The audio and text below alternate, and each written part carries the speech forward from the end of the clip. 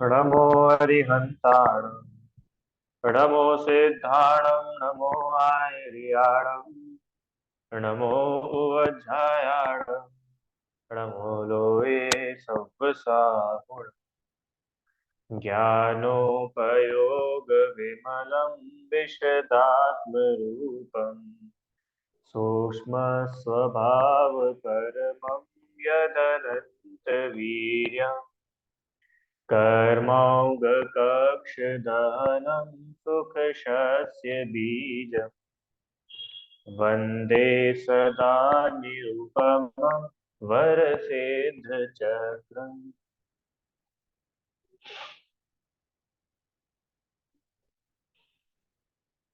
चलिए, कल तक हम लोगों ने वितरक विज्ञान पाठमाला भाग एक का स्वाध्याय पूरा किया था, जिसमें हमने विभिन्न विषयों पर चर्चा की थी।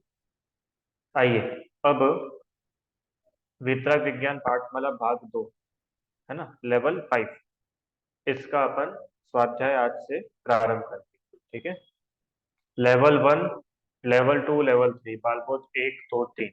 लेवल 4 वॉज वितरक विज्ञान 1, और अभी लेवल 5 वितरक विज्ञान 2। अच्छा, इसमें क्या क्या अपन पढ़ेंगे, आइए वो आपको बता दूं मैं। इसमें इंडेक्स है। देव शास्त्र गुरु का स्वरूप समझेंगे, सात तत्व संबंधी भूल देखेंगे, चार अनुयोग क्या होते हैं उसके बारे में समझेंगे, और तीन लोक, वाह बहुत बढ़िया बढ़िया चैप्टर। तीन लोक क्या है, कौन से लोक में कैसा कैसा होता है ना। सात व्यसन, और ऐसे बहुत ही बढ़िया विषय इस बार अपने को आएंगे इसमें, और सब बहुत इंटरेस्टिंग है, तो आप सभी लोग अच्छे से मन लगा करके पढ़ना। ठीक है, चलिए, तो अभी, हाँ, अभी हम लोग जो है पहला पाठ देव शास्त्र गुरु यहाँ से प्रारंभ करते हैं। ठीक है, इसमें वो भी है, देव शास्त्र गुरु पूजन है, केवल रवि किरणों वाली, उसका भी अर्थ अगर हमें समय मिलेगा तो वो पूजन का भी अर्थ हम लोग सकते हैं। आप में से कितने लोगों ने ये वाली पूजन कभी पढ़ी है या सुनी है, केवल रवि किरणों वाली? दो लोगों ने बस। अरे, जयमाला है ना, उसमें भव वन में जी भर घूम चुका, और हे गुरुवर शाश्वत सुख दर्शक, याद आई कि नहीं आई? हाँ, यस। तो ये भी अपन अगर समय की अनुकूलता रही और भाव रहा, तो अपन इसका भी अर्थ विचार करेंगे। जैसे अभी देव स्तुति का अर्थ पढ़ा ना, तो इधर अपन देव शास्त्र गुरु पूजन का अर्थ समझने का प्रयास करेंगे। ठीक है, यहाँ पर अपने को अभी सबसे पहले देव शास्त्र गुरु के बारे में अपन समझ करके, फिर सात तत्व संबंधी भूल, चार अनुयोग और सप्त व्यसन, इन सब का विचार इस लेवल में करेंगे। आइए शुरू करते हैं। सबसे पहले देव शास्त्र गुरु, सरल है, और मेरे ख्याल से ये सब आप लोग पहले पढ़ चुके हैं। छह ढाला में हमने सात तत्व संबंधी भूल, देव शास्त्र गुरु, ये दोनों को बहुत अच्छे से पढ़ा, और 12 भावना भी पढ़ी। ठीक है, तो मुझे ऐसी ऐसा विश्वास है कि आप लोगों को समझने में कठिनाई नहीं हो। ठीक है, फिर भी अपन जितना बनेगा उसको एक्सप्लेन करेंगे अच्छे से। पूजन की बात आई थी ना, देव शास्त्र गुरु पूजा, तो सबसे पहले प्रश्न ये आता है कि भैया पूजा किसकी की जाती है, किसकी पूजन की जाती है? कि जो पूज्य होते हैं उनकी पूजन की जाती है। सरल सा उत्तर है, जो पूज्य होते हैं उनकी पूजा की जाती है। जैसे क्या खाया जाता है, कि जो खाद्य होता है वो खाया जाता है। ऐसे ही किसकी पूजा की जाती है तो, कि जो पूज्य होते हैं उनकी पूजा की जाती है। तो पूज्य में क्या क्या होते हैं, कि पूज्य में देव होते हैं, पूज्य में शास्त्र होते हैं, पूज्य में गुरु होते हैं। ठीक है, ये तीन पूज्य होते हैं। अब आप बोलोगे कि सर वो नव देवता भी तो होते हैं। नव देवता होते हैं ना, पांच परमेष्ठी, और जिन धर्म, जिनागम, जिन चैत्य, और जिन चैत्यालय, बराबर उज्जैन के नौ देवता होते हैं। अरहंत, सिद्ध, आचार्य, उपाध्याय, साधु, जिन धर्म, जिनागम, जिन चैत्य, और जिन चैत्यालय। तो ये जो नौ देवता है, ये सब देव शास्त्र गुरु में आ जाते हैं। तो इनके लिए अलग से लिखने की जरूरत नहीं। जैसे कि 5 परमेष्टि में से अरिहंत और सिद्ध, ये देव में आ गए। आचार्य उपाध्याय साधु गुरु में आ गए। जिन धर्म, जिन धर्म काय में आ गया कि जिन धर्म देव में भी आएगा। देव, अरिहंत, भगवान आदि ने जिन धर्म बताया है, शास्त्रों में जिन धर्म के बारे में हम पढ़ते हैं, और श्री गुरु उस जिन धर्म पर स्वयं चलते हैं। ठीक है, तो जिन धर्म भी देव शास्त्र गुरु में ही कंप्लीट आ गया। जिनागम माने शास्त्र। जिन चैत्य, जिन चैत्य मतलब जिन प्रतिमा, तो जिन प्रतिमा मतलब अरिहंत भगवान। और हम बराबर, जिन चैत्य माने अरिहंत भगवान। और जिन चैत्यालय, जिन चैत्यालय मतलब मंदिर। तो मंदिर भी किन के निमित्त से, कि भगवान है तो ही तो मंदिर है। रुचि आंटी, बहुत बड़ा मंदिर बना लो, है, बहुत बड़ा शिखर हो जाए, बहुत ही सुंदर वेदी बना ले, सब कुछ कर ले, और वहां भगवान विराजमान नहीं करो, तो बताओ वो मंदिर मंदिर कहलाएगा क्या?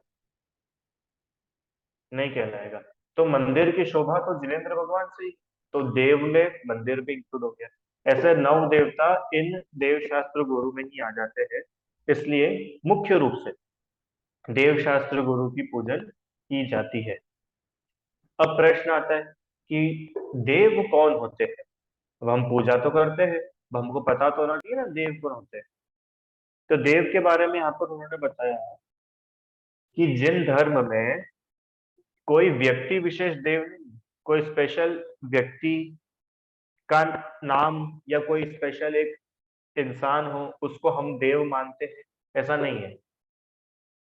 यहाँ पर तो गुणों से पूजा होती है। जिन जिन में भी देव होने की क्वालिटीज होंगी, वे सब देव कहलाए। दिव्यांश, देव होने की क्वालिटीज जिन जिन में पाई जाएगी, वो सब देव कहलाएंगे। हमको किसी के नाम से नहीं पूजेंगे कि इनका नाम, हम सिर्फ महावीर को ही पूजेंगे, हम आदिनाथ को ही पूजेंगे, हम मुनि सूरतनाथ भगवान को ही पूजेंगे, या फिर हम तो गणेश जी को ही पूजेंगे, या फिर हम तो ब्रह्मा जी को ही पूजेंगे। कि हमको नाम मत बताओ, आप तो क्वालिटीज चेक करो कि इनमें वीतरागता है क्या, हितोपदेशिता है क्या, सर्वज्ञता है क्या। अगर वे वीतरागी, सर्वज्ञ और हितोपदेशी है, तो फिर वो देव है, वी एक्सेप्ट। ठीक है, अब हमको उनके नाम से कोई ज्यादा मतलब नहीं है, क्योंकि हम किसी स्पेशल नाम की पूजा नहीं करते, हम तो उनके गुणों की पूजा करते हैं। समझ में आया? देखो नीचे लाइन लिखी ना मेरी भावना की, सबको याद है ये लाइन? बुद्ध वीर जिन हरिहर ब्रह्मा, या उनको स्वाधीन कहो, भक्ति भाव से प्रेरित हो, यह चित्त उसी में लीन रहो। इसके ऊपर, जिसने राग द्वेष कामादिक जीते सब जग जान लिया, सब जीवों को मोक्ष मार्ग का निष्प्रह हो उपदेश दिया। यह है देव की डेफिनेशन, 2 लाइन में। अब कोई भी देव की डेफिनेशन तो नहीं बोलेगा, मेरी भावना सबको याद है। मेरी भावना की first 2 lines is the definition of Dev. जिन्होंने राग द्वेष काम आदि जीत लिए, माने जो वीतरागी होते हैं, सब जग जान लिया माने जो सर्वज्ञ है, और सब जीवों को मोक्ष मार्ग का निष्प्रह होकर के उपदेश दिया, मतलब वो हितोपदेशी है। देखो मेरी भावना में उन्होंने ये नहीं लिखा कि महावीर भगवान की जय, आदिनाथ भगवान की जय, तो दिव्यांश, कि नहीं नहीं, वीतरागी सर्वज्ञ हितोपदेशी जो भी हो, अब उनका नाम आप बुद्ध बोलो, आप वीर बोलो, आप जिन बोलो, आप हरि बोलो, हर बोलो, ब्रह्मा विष्णु महेश गणेश, आपको जो बोलना है सो बोलो, हमको तो क्वालिटीज जिनमें है, यही हमारे देव है। तो जानते, और ये गुण जिनमें नहीं होंगे, हम उन्हें देव नहीं मानेंगे। समझ में आया ना? सरल सी बात है। वीतरागता जिनमें होगी वो ही सच्चे देव होते हैं। जो वीतरागी नहीं है वो देव नहीं। वो स्वर्ग के देवी देवता की बात नहीं चल रही है। स्वर्ग के देवी देवता तो सब रागी द्वेषी है ना? वीतरागी नहीं है। यहाँ पर तो वीतरागी देव, देव मतलब भगवान। प्रीतम भैया, कौन होते हैं भगवान? कि जो वीतरागी होते हैं, जिनमें वीतरागता जैसी क्वालिटी होती है। अब वीतरागता क्यों बहुत बड़ी क्वालिटी होती है? वीतरागता क्यों बहुत बड़ी क्वालिटी होती है? क्यों? ऐसा क्या है वीतरागता में जो सब लोग इसके इतने गुणगान करते हैं? बोलो, या इसको थोड़ा चेंज करूं? राग द्वेष में ऐसा क्या बुरा है जो हर कोई इसको छोड़ने की बात करता है? और वीतरागता क्यों अच्छी है? वीतरागता इतनी अच्छी है कि इसको अपनाते या भगवान कहलाने लग जाते हैं। तो वीतरागता में ऐसी क्या खासियत है? वीतरागता में क्या खासियत है? कि वीतरागी माने वो जो मोह राग द्वेष से रहित है। और हम ये अभी तक बहुत बार पढ़ चुके हैं, समझ चुके हैं कि मोह, राग और द्वेष ये तीनों दुख के कारण हैं। जो मोही रागी द्वेषी है वो दुखी ही होगा, सुखी नहीं हो सकता। ध्रुव, है ना? अपन ने इसके बहुत सारे प्रैक्टिकल एग्जांपल्स भी देखे और समझ में भी आता है। विशुद्धि, जैसे तुमको ठंड से द्वेष हो, तो इंदौर में बहुत तेज ठंड पड़ने लग जाए तो तुम दुखी हो जाओगी। और जैसे ही बहुत बढ़िया सूरज निकल आए, बहुत अच्छी धूप आ गई, तो अपने अपन सुखी हो जाएंगे। और जैसे ही बादल छा जाएंगे अपन फिर दुखी हो जाएंगे। इसका मतलब सूरज से राग, ठंड से राग द्वेष, बादल से राग द्वेष आपको पक्का दुखी कर रहा है। आप परेशान हो रहे हो, आपकी शांति छीन रहा है। छीन रहा है ना? अब जिनेंद्र भगवान से पूछो, जिनेंद्र भगवान को रहने दो, मुनिराज से पूछो, मुनिराज के लिए क्या बोला? कि चाहे जैसे मौसम हो, चाहे जैसी बरसात हो, चाहे जैसी ठंड हो, गर्मी हो, सर्दी हो, है, मुनिराज कैसे होते? कि उन्हें ना राग होता है ना द्वेष होता है, तो वो सुखी रहते हैं। इसका मतलब सुखी रहने के लिए वीतरागता आवश्यक है। ध्रुव, क्या पॉइंट निकल के आए? सुखी होने के लिए और सुखी रहने के लिए वीतरागता जरूरी है। अगर वीतरागता नहीं है तो आप सुखी नहीं। जो 18 दोषों से रहित निर्दोष होते हैं वे वीतरागी कहलाते हैं। 18 दोषों की चर्चा अपन ने स्तुति में करी थी ना? किसको लाइन याद है? जल्दी से सुना दो। स्तुति में से अभी लास्ट चैप्टर पढ़ा था अपन। इसका मतलब स्तुति याद नहीं कर रहे हो आप लोग। 18 दोष किसी को याद नहीं है? बोलो आराध्या। अष्टादश दोष विमुक्त धीर। यस, अष्टादश दोष विमुक्त धीर स्वचतुष्टयमय राजत गंभीर, ये ना? अर्यंत भगवान की स्तुति करी थी दौलत राम जी ने कि आप 18 दोषों से रहित है, आप वीतरागी। ठीक है रुचि आंटी? तो वीतरागी मतलब कौन? कि जो मोह राग द्वेष से रहित है, जिनके मोह राग द्वेष नहीं पाए जाते। मोह मतलब मिथ्यात्व नहीं है, जिनकी मान्यताओं में विपरीतता नहीं है, वो जो वस्तु स्वरूप को एज इट इज जानते हैं, वो कहलाते निर्मोही। जो पराई वस्तु को अपना नहीं मानते, है ना? राग किसे कहते हैं? किसी चीज को अच्छा मानना, दिव्यांश, वो राग कहलाता है। और किसी चीज को बुरा मानना वो द्वेष कहलाता है। किसी चीज को अच्छा जान करके उसको चाहना, अभी उदाहरण लिया था ना अपन ने कि ठंड के दिनों में सूरज की धूप बहुत अच्छी लग रही है, धूप बनी रहे, तो क्या हो गया? राग हो गया। और बादल आ गए, बादल छा गए, अब बुरा लग रहा है, ऐसा लग रहा है बादल कब चले जाए, ये बादल तो मिट जाने चाहिए, क्यों? इतनी बढ़िया धूप आ रही। तो बादलों से द्वेष हो गया। समझ रहा है ना? तो राग द्वेष और मोह ये तीनों दुख के कारण है। और हम भगवान की पूजा कर रहे हैं, तो भगवान की पूजा काहे के लिए कर रहे हैं? क्योंकि भगवान कुछ स्पेशल है, जब भी तो उनकी पूजा कर रहे हैं ना। अरे अगर भगवान भी आपके और हमारे जैसे ही होते तो उनकी पूजा करते क्या? पर रिदम, भगवान की पूजा क्यों करते हैं? क्योंकि वो हमसे ज्यादा स्पेशल है।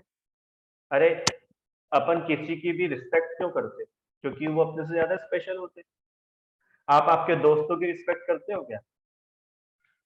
हैं? दोस्त मिलते रोज तो दोस्तों के पैर छूते हो क्या? क्यों? क्यों नहीं छूते हो? दोस्तों को वैसी रिस्पेक्ट क्यों नहीं देते? क्योंकि वो और हम एक समान है। बराबर। हाँ, और मम्मी पापा, टीचर्स, गुरुजन, मुनिराज, इनके लिए रिस्पेक्ट बढ़ती जाती है। क्यों? क्योंकि इनमें हमसे ज्यादा ज्यादा क्वालिटीज है। तो हम इनके विनय करते हैं। क्यों करते हैं? हम भी आपके जैसे बनना चाहते हैं। समझ में आया ना? तो जब भगवान में कुछ क्वालिटी होगी जब भी तो वो भगवान कहलाएंगे। समझ में आया क्या? अगर भगवान में कोई क्वालिटी नहीं हो तो उनको कौन भगवान स्वीकार करेगा? कौन एक्सेप्ट करेगा उनको?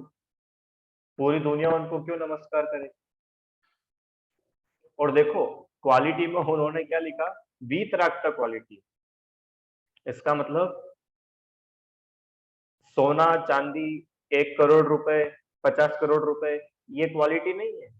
ना ही ये किसी क्वालिटी का बेसिस है कि भैया महावीर भगवान की जय लगानी है तो पहले महावीर भगवान का बैंक अकाउंट दिखाओ, कितने रुपए महावीर भगवान के बैंक अकाउंट में।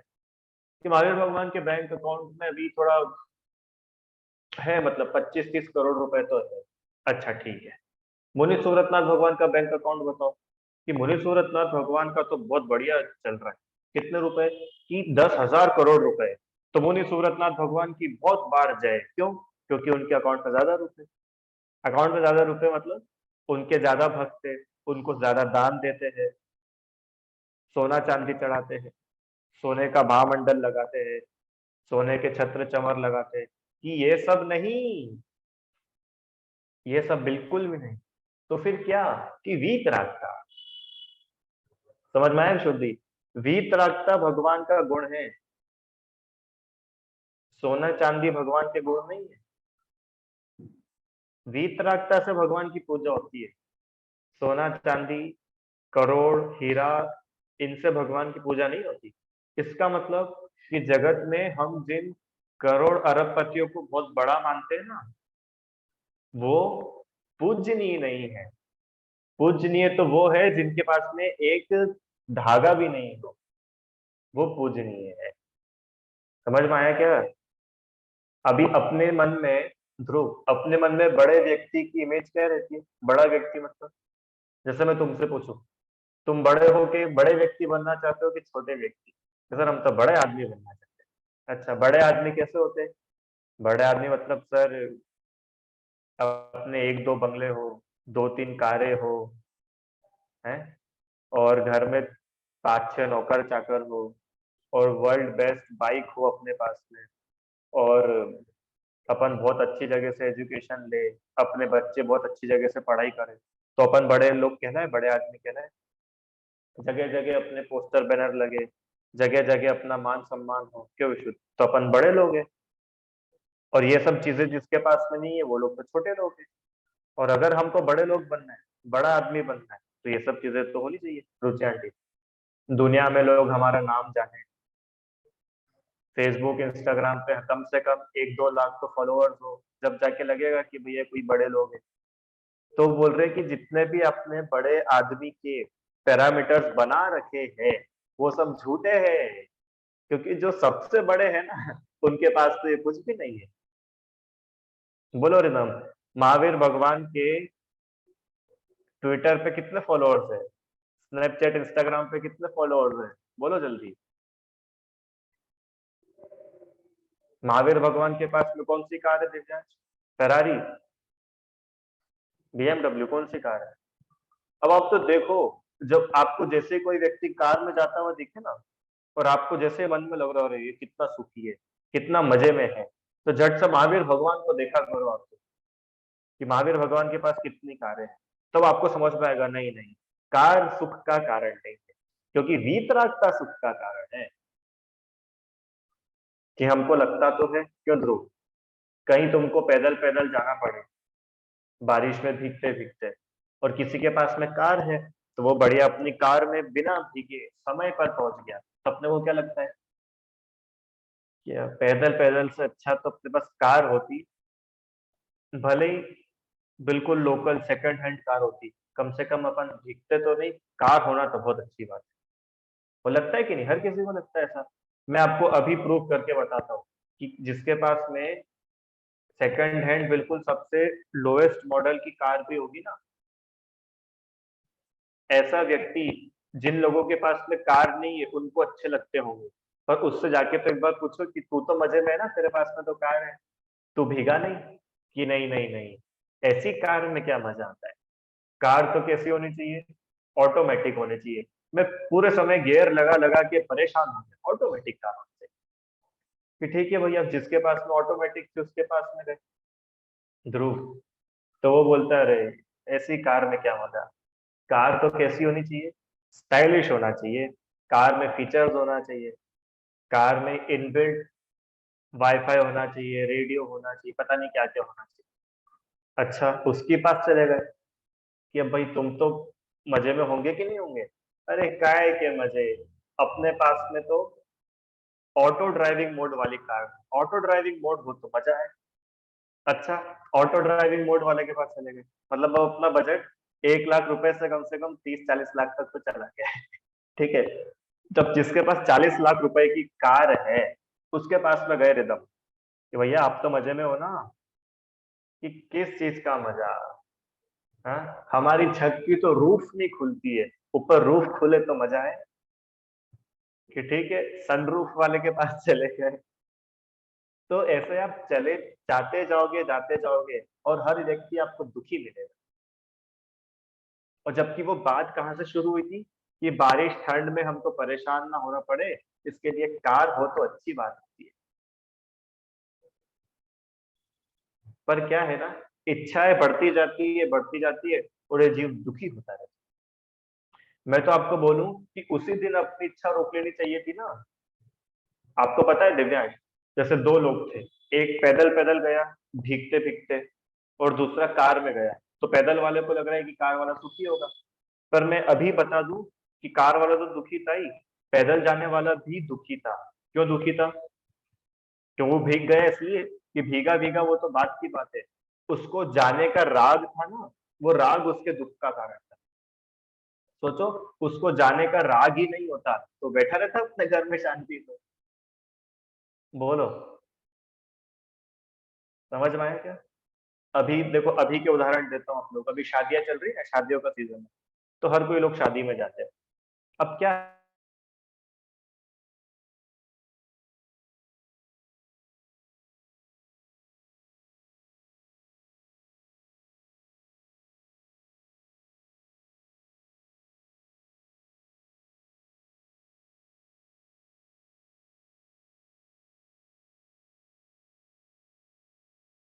वहीं पे मुझे मेरा एक फ्रेंड मिल गया, वो अपनी बढ़िया कार से आया है।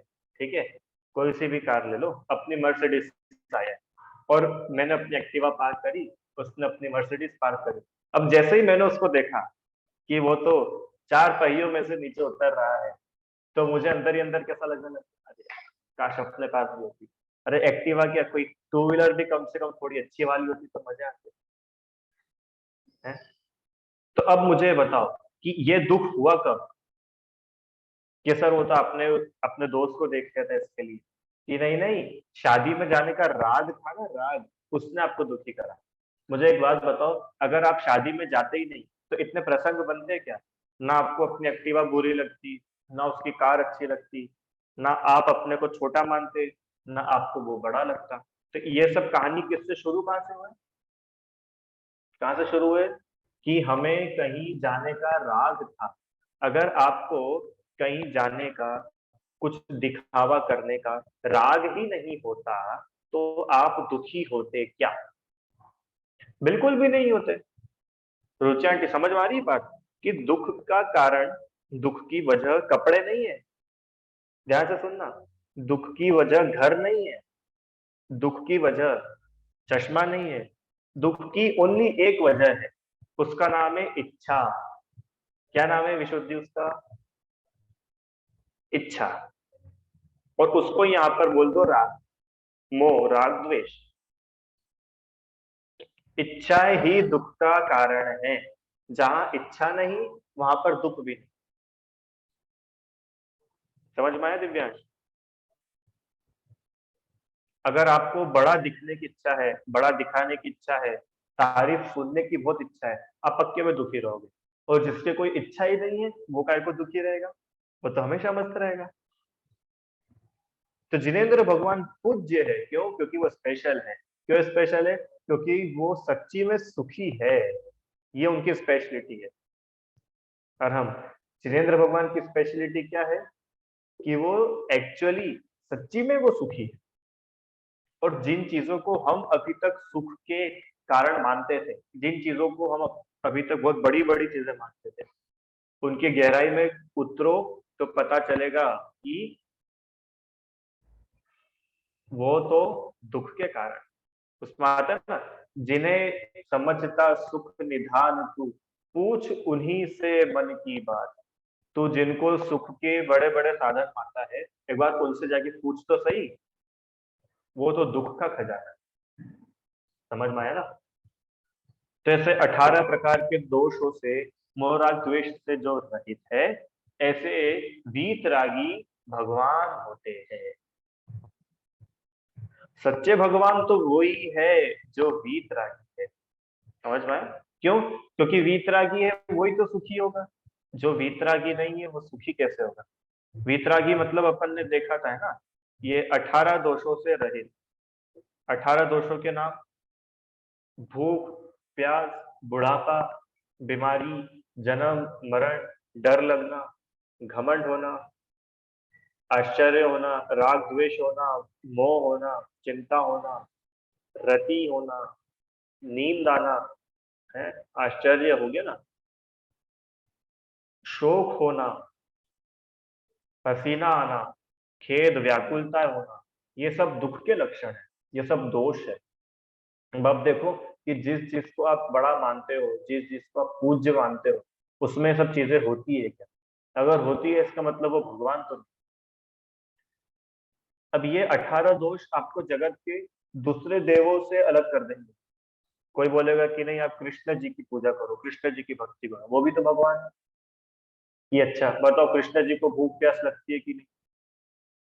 विशुद्धि, बोलो, कृष्ण जी को भूख प्यास लगती है?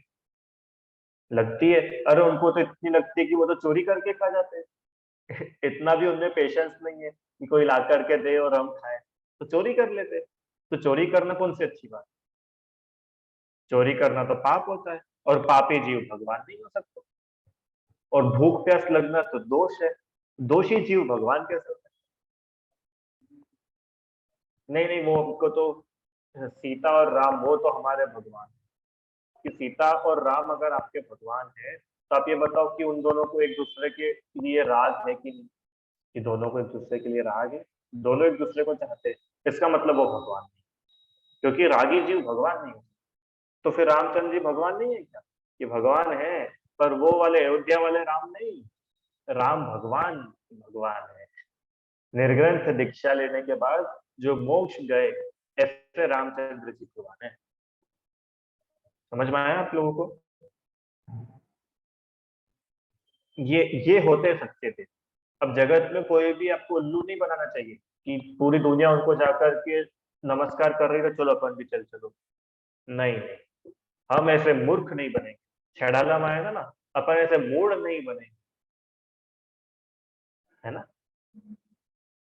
आइए, अब वीतरागता की आवश्यकता क्यों पड़ती है? अभी अपन ने बात की ना कि वीतरागता की क्या जरूरत है। ना हो वीतरागता कोई दिक्कत नहीं। कि सुनो सुनो, कि जो स्वयं दोष सहित हो, वो अन्य को निराकुल, निर्दोष, सुखी नहीं कर सकता। अरे जो स्वयं ही दुखी हो, जो स्वयं ही दोषों के साथ हो, जो खुद ही आकुलता से भरा पड़ा हो, वो दूसरों को क्या निराकुल करेगा? हम्म, समझ में आया? जो स्वयं ही दुखी हो, जो स्वयं ही रागी द्वेषी हो, उससे हम क्या अपेक्षा रखें कि वो किसी दूसरे को सुखी कर सकता है? समझ में आया? इसलिए वीत रखता जरूरी है।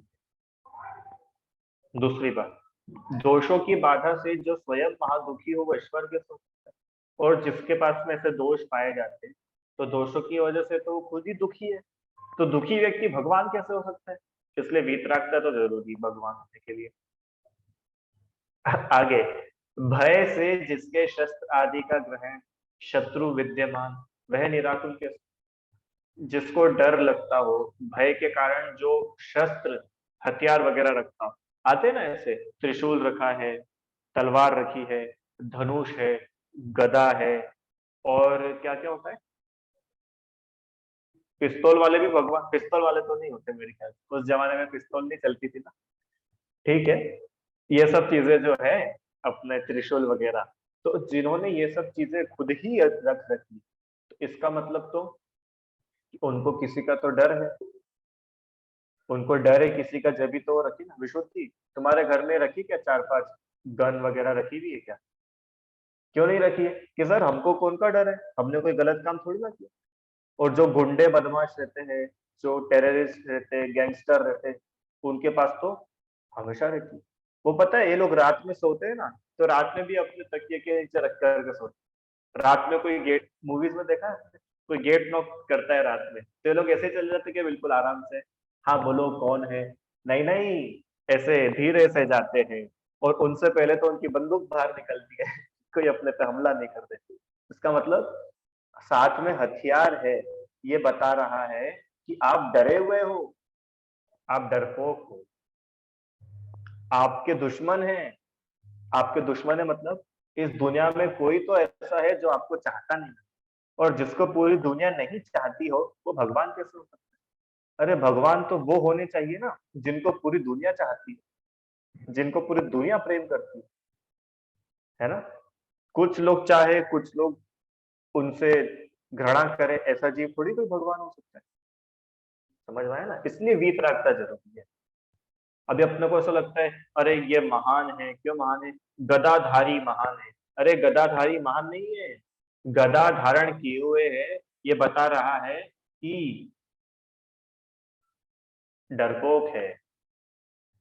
और इतने डरपोक है, कितने डरपोक है कि उनका शरीर काफी नहीं है, उनको कोई हथियार लग रहा है।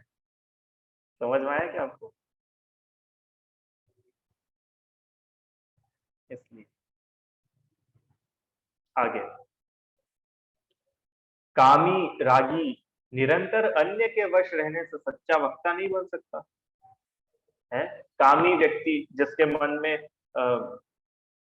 अभ्रम का भाव हो, स्त्री से राग करता हो, या किसी और से भी राग करता हो, किसी और को चाहता हो, तो ऐसा व्यक्ति तो उसके वश में रहेगा। जो अपनी स्त्री को चाहता हो, तो वो तो अपनी स्त्री को ही खुश करने में रहेगा ना।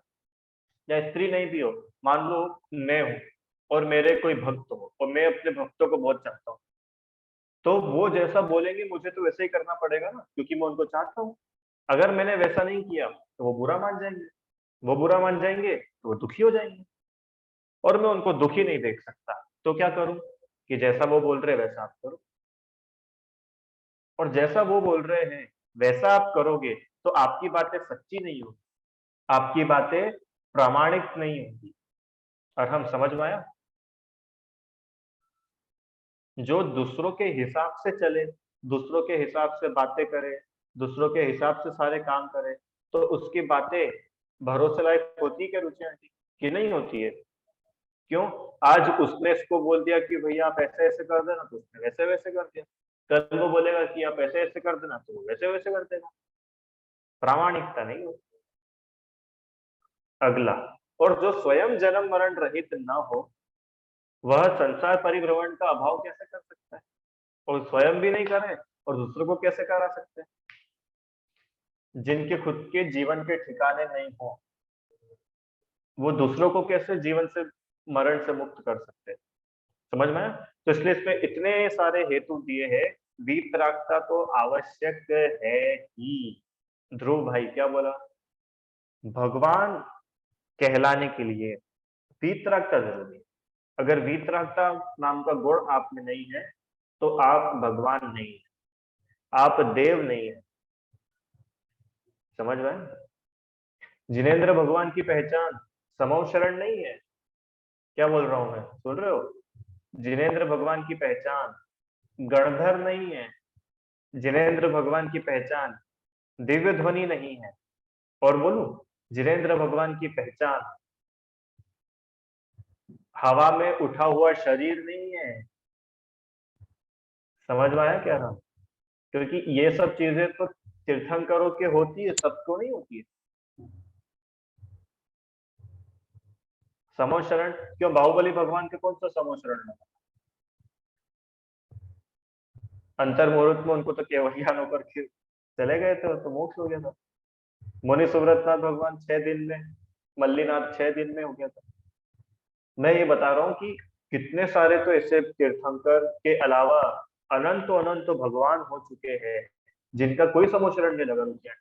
तो समोशरण को हम पूज्यता का आधार नहीं बना सकते। हाँ, सब में एक चीज तो कॉमन है। क्या कॉमन है? जल्दी एक एक स्वर में बोलो। वीतरागता। वीतरागता वो ही हमारा आदर्श है। अगर वीतरागता नहीं है तो वो पूज्य नहीं है। वीतरागता श्री जिनवर की ही आदर्श हमारा। जिनेंद्र भगवान की वीतरागता हमारा आदर्श है। ठीक है, तो इस प्रकार से ये वीतरागता जो एक सबसे मेजर गुण है। मैंने आप भगवान में से वीतरागता माइनस कर दो तो भगवान पना खत्म। समझ रहे हो? और हम जैसे आदिनाथ भगवान में से आप समोशरण माइनस कर दो तो उनका भगवान पना खत्म नहीं होगा। आदिनाथ भगवान में से आप गणधर माइनस कर दो तो उनका भगवान पना खत्म नहीं होगा। पर आदिनाथ भगवान में से आप अगर वीतरागता माइनस कर दोगे ना तो वो भगवान ही नहीं बचे। इतनी बड़ी बात है वीतरागता होना, वीतरागी होना। समझ में आ रहा है आप सभी को? वीतरागता इतना बड़ा गुण है और वीतरागता के आधार पर ही तो सच्चे देव और मिथ्या देवों की डिफरेंस उनका बना सकते हैं। क्योंकि जगत में जितने भी देव दिखेंगे वो कैसे? रागी द्वेषी। उसमें आता है ना, जगत के देव सब देखे, कोई रागी कोई द्वेषी। किसी के हाथ आयुध है, किसी को नार भाती है। किसी के हाथ में हथियार है, किसी को स्त्री अच्छी लगती है। तो वीतरागता ही पूज्यता का लक्षण है। ऐसा जान करके हम सभी वीतरागी भगवान को सच्चा देव स्वीकार करें, ऐसी भावना। आइए, अब सर्वज्ञता क्या है इसकी चर्चा पर कल करेंगे। श्री कृष्ण जी भी भगवान बनेंगे, पर अगले भवों में, नरक की आयु पूर्ण करने के बाद में फिर वे भगवान बनेंगे, पर वीतरागी होकर के ही बनेंगे। ठीक है? हाँ, जिनवाणी स्तुति। निज निधि निज में बताई, यह अनंत उपकार है। उसके लिए जिनवाणी माँ को वंदना।